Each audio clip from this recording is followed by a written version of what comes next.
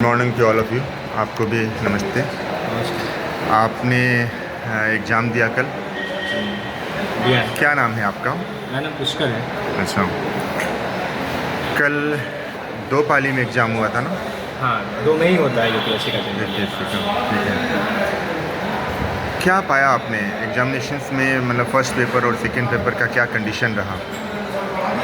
मुझे लगता है कि यूपीएससी का जो क्वेश्चन होता है वो बहुत ज़्यादा सब्जेक्टिव होता है। हमें क्या लगा ये मैं अपना पर्सपेक्टिव रखूँगा, लेकिन यूपीएससी का जो क्वेश्चन का जो तरीका होता है मेरे पर्सपेक्टिव से शायद ना चले, क्योंकि पिछले बार का जब मैं क्वेश्चन देख रहा था तो मुझे बहुत ज़्यादा कठिन लग रहा था। लेकिन मेरे जो कई सारे दोस्त थे मेरे साथ जो मतलब कि पढ़ाई किए थे, उनके लिए शायद वो क्वेश्चन ईजी था, क्योंकि वन लाइनर था पिछले बार बहुत ज़्यादा। इस बार जो मैंने क्वेश्चन देखा वो मुझे ज़्यादा ईजी लगा, लेकिन कुछ लोग बता रहे थे कि इस बार का क्वेश्चन सेमी लेवल का था। ओके, पहला पेपर सीसेट का होता है? नहीं, पहला पेपर जीएस होता है। पहला पेपर जीएस का था। जीएस में किन चीज़ों की प्रमुखता ज़्यादा दी गई थी?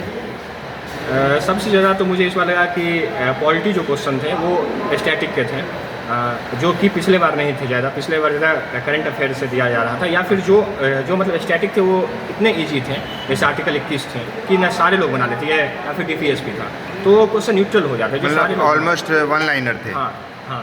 और जो नहीं आ रहे थे लोगों को, वो शायद किसी को नहीं आ रहे थे, उस पर आपको ना तुक्का लगाना पड़ता या फिर ना गेस करना पड़ता। तो इस बार शायद मुझे लगता है क्वेश्चन का स्टैंडर्ड अच्छा था, क्योंकि अगर आप पढ़ के जाते तो एक हल्का सा एज मिलेगा। ओके, और सेकंड पेपर में जैसे सीसेट था, तो सीसेट में मोस्टली बच्चों को या आपको किन चीज़ों का परेशानी हुआ? ऐसा कुछ लगा कि झेलना पड़ा परेशानी? हाँ, मतलब सीसेट अगर आप देखें तो मुझे लगता है कि CSAT is not only qualifying exam. क्योंकि अगर आप ऐसा मान के चलेंगे कि ये क्वालिफाइंग एग्जाम है तो शायद दिक्कत होगी एग्जाम टाइम, क्योंकि 1 घंटे में आपको मतलब 2 घंटे मिलते हैं, और उसमें 1 घंटे में आप अगर इंग्लिश को दे रहे हैं टाइम, तो कम से कम आपको 20 आर्टिकल पढ़ने होते हैं, यानी 20 जो कम्प्रीहेंशन होता है आपको पढ़ने होते हैं, और उसके लिए आपको बहुत ज़्यादा प्रैक्टिस की जरूरत है। मतलब है तो ये क्वालिफाइंग एग्जाम, लेकिन हमें कंसीडर वैसे नहीं करना है। बिल्कुल नहीं, क्योंकि अगर आपने देखें तो 80 क्वेश्चन होते हैं, ठीक है, उसमें से मुझे 27 बनाने होते हैं पास होने के लिए। लेकिन 27 क्वेश्चन अगर आप लगातार अगर आपने पढ़ेंगे तो नहीं आप बना पाएंगे, क्योंकि आपको 80 क्वेश्चन आपको पढ़ने ही होंगे, क्योंकि उसमें बहुत सारे क्वेश्चन ऐसे होते हैं जो आप चाह के भी नहीं कर सकते हैं, क्योंकि किसी का मैथ कमज़ोर होता है तो किसी का इंग्लिश, तो आपको सारे क्वेश्चन तो पढ़ने ही होंगे। इतना तो आपको मान के चलना होगा कि ना इतने तेज़ी से हम पढ़ना सीख जाएं, या फिर मैथ को इतना अच्छा कर ले कि सारे क्वेश्चन को एक बार हम कम से कम देख सकें। अच्छा, आप एक मतलब नए एस्पायरेंट्स को कुछ बता सकते हैं कि सीसेट जो क्वालिफाइंग एग्ज़ाम्स होता है उसको किस फॉर्मेट पे उसकी पढ़ाई करें कि वो ईजिली क्रॉस कर सकें उस लिमिट को? सबसे पहला कि मैं तो खुद बहुत ज़्यादा पुराना स्टूडेंट नहीं हूँ, लेकिन मैंने जब एग्ज़ाम का प्रिपरेशन जब मैंने शुरुआत जब मैं करा था, तो मैं 1-2 चीज़ मैंने सीखा था, जैसे कि सीसेट के लिए सबसे पहले कि आपको हिंदू पढ़ना चाहिए, सबसे इम्पोर्टेंट है मेरे हिंदू। हाँ, क्योंकि उसका कोई एक ऐसा तैयारी नहीं है कि आप मतलब कोई टेस्ट सीरीज़ लेके आएँ और उसमें से पढ़ जाए। द हिंदू आप जरूर पढ़िए, इसलिए नहीं पढ़िए कि उससे क्वेश्चन आएगा, इसलिए पढ़िए क्योंकि आपका जो अभ्यास है पढ़ने का वो तेज़ हो गया। वो अगर तेज़ हो जाएगा तो आप एग्ज़ाम में जाके ये नहीं होंगे, हतोत्साहित नहीं होंगे, और आपको मालूम है कि आप इसको आसानी से 1 घंटा में आप 20 क्वेश्चन को 20 कम्प्रीहेंशन को आपने डील कर सकते हैं। हिंदू पढ़ना जरूरी है। और मैथमेटिक्स, जो बेसिक मैथमेटिक्स पूछा जाता है, जिसमें बच्चे कई परेशानियों से जूझते हैं, और ख़ास करके एसएससी की प्रिपरेशन करने वालों को भी कई बार जूझना पड़ता है, तो उसके लिए आपको क्या लगता है कि नए एस्पायरेंट्स को क्या बताया जाए?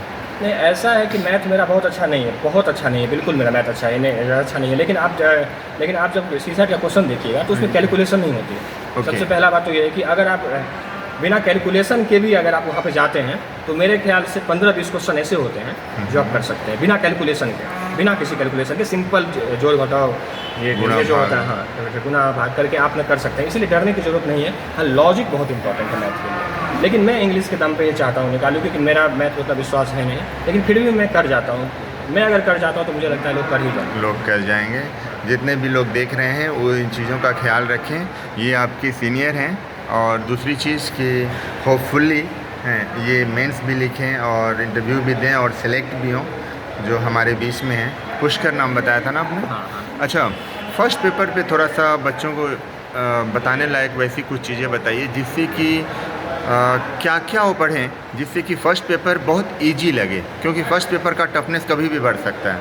हाँ, ये इसके लिए कोई मैं क्या ही जवाब दूँ। मैंने पहले ही बोला कि ये जो है सब्जेक्टिव है।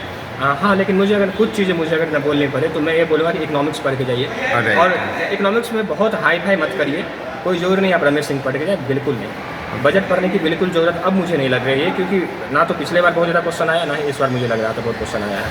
अगर आप बजट का स्टैटिक नॉलेज है तो उतना काफ़ी है, कोई करंट अफेयर बहुत ज़्यादा। अच्छा, मतलब NCERT जो ज़्यादातर जो टॉपर्स हैं, या अभी रिसेंटली रिजल्ट आया तो कई लोग सेलेक्टेड हुए हैं, तो इन जनरल वो अपने जूनियर्स को या न्यू एस्पिरेंट्स को बताते हैं NCERT की प्राथमिकता क्या दिख रही है इस फर्स्ट पेपर के लिए?